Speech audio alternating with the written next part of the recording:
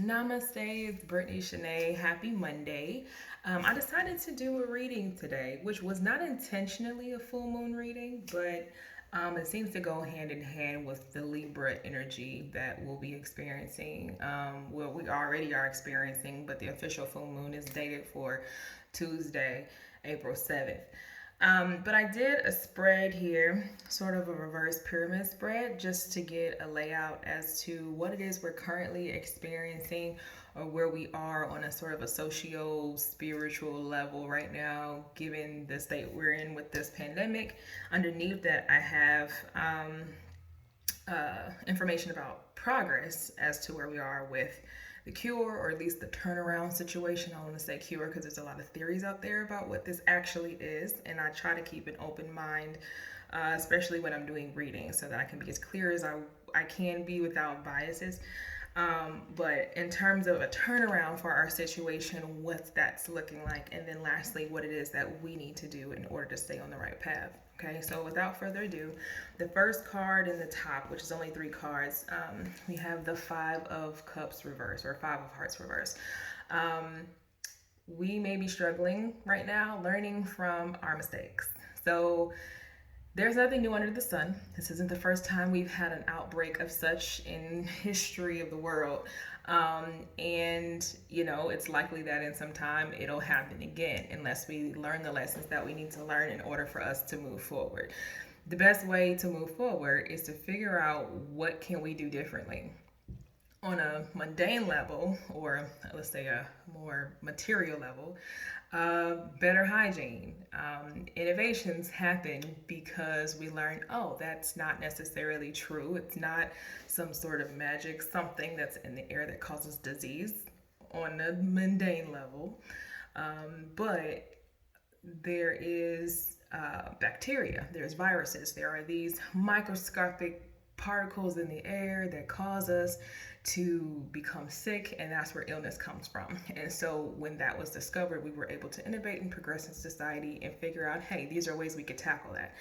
On the flip side of that, on a deeper level, there are perhaps proverbial things going on within us that are infecting us that we have not learned from. We have not improved upon our spiritual hygiene, some of us. And so while we're in a level that is truly, it truly causes for some level of upset and distress, there is a better way we all can handle this. Some of us can handle this. So if you're someone who deals with anxiety and this is heightening your anxiety, this is a good way for you. This is a good time for you to restructure things or get in touch with yourself so that you know how to deal with it.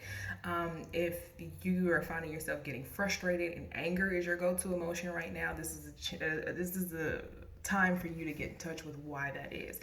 If you're finding yourself depressed, if you're lacking, if you're not healthy, if you've got a project that you haven't been working on, if you haven't found the time to be still, I know that's been the lesson that I've been getting in readings for myself, is if you're not taking advantage of this time to be still, and you are clearly not at peace with that on a deep level or even on a surface level, then take advantage of this time to get those lessons out of the way. I don't want to say out of the way because things will happen in their own divine timing, but this is a chance to tackle that without a whole lot of other distractions for many of us. Now, obviously, everyone's lives are a little bit different. Some more hectic than others, but we cannot deny that on some level, this is a period for us to kind of reflect and become introspective and figure out what's the most important thing right now, and then address that with the most optimistic and strong mind and heart that we absolutely can given the circumstances. Okay. So then second, next to that, I have the Five of Pentacles or Diamonds, which is also the Hierophant card in the Illuminated Tarot deck. This card suggests that this hardship is still yet a lesson for us, but it's not going to last forever. Just like all cycles, things come and things go. Again, this is an opportunity for us to address what it is that we want to change, but this specifically addresses how the mind is being manifested into the mundane. So if you're thinking in lack, you will manifest lack. If you think in abundance, you will manifest abundance. And it's your choice on whether you want to take this time to reflect on your pre-pandemic life and decide, those old mindsets and thought patterns that I was living by before, do those still serve me now? And if not, what is it I need to change in order to manifest a different life? Okay. Thirdly, we have the Eight of Pentacles in reverse. This card suggests that we've got work to do, hard work. It's not going to be easy, whether it's externally or internal growth that we're looking at. It's not going to be easy, and there is no permission to cut corners. There are no side streets and back alley shortcuts that we can take in order to get through this healing. It's about diving in for whatever work that you want, whatever life that you want, diving into whatever change that you want to see, diving into whatever career that you want. You've got all the time to study and prepare and to organize and so on and so forth. Again, I know not everyone's lives right now is made a little bit easier or simpler because of the circumstance, especially if, say, you're a healthcare professional or something along those lines. However, to some degree, it still applies. There's a certain work that needs to be done in order for us to see change, and unfortunately, there's no way for us to cut in line with this. We have to go through it, feel the hardship, feel the pain, feel whatever emotions are coming up, deal with that, put our work in, and that's the only way that we're going to see change and abundance. So, in terms of progress with this thing, we've got the Jack or the Page of Hearts, and this suggests that there is something underway. I don't know what it is. My abilities have not allowed me to tap into the specifics on that just yet, but there is something underway that's helping us get things back to quote unquote normal. Now, things aren't going to be the same. What my intuition tells me is that there's going to be quite a lot of change that happens, not just from what we're seeing right now, but once things start to kind of pick up and move towards some sort of normalcy, it's not going to be exactly the way it was before, which is a great thing in a lot of ways, but it's still going to require an adjustment.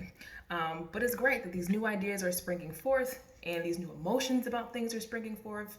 There's a lot that a lot of us are becoming more mindful of, and when you're more mindful of something, that gives you the space to become more compassionate about it, like disabled people or single mothers, or people who don't have access to health care, or people who are financially struggling. If this isn't something that you've thought about before, this is a good chance for you to think about it now and find out what your role is in the world in which you can implement some sort of change and help. And once you change your mindset about these demographics or about the circumstances, or stop looking at just your situation and looking at other people's, how can you contribute to the betterment of humanity?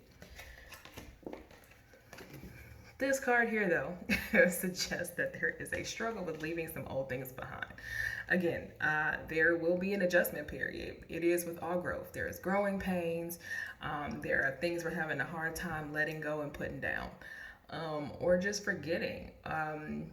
One way to tackle that, though, is optimism, not being afraid to just look towards the future and leaving the past in the past. Although all of time is happening at once and really there's nothing but the present.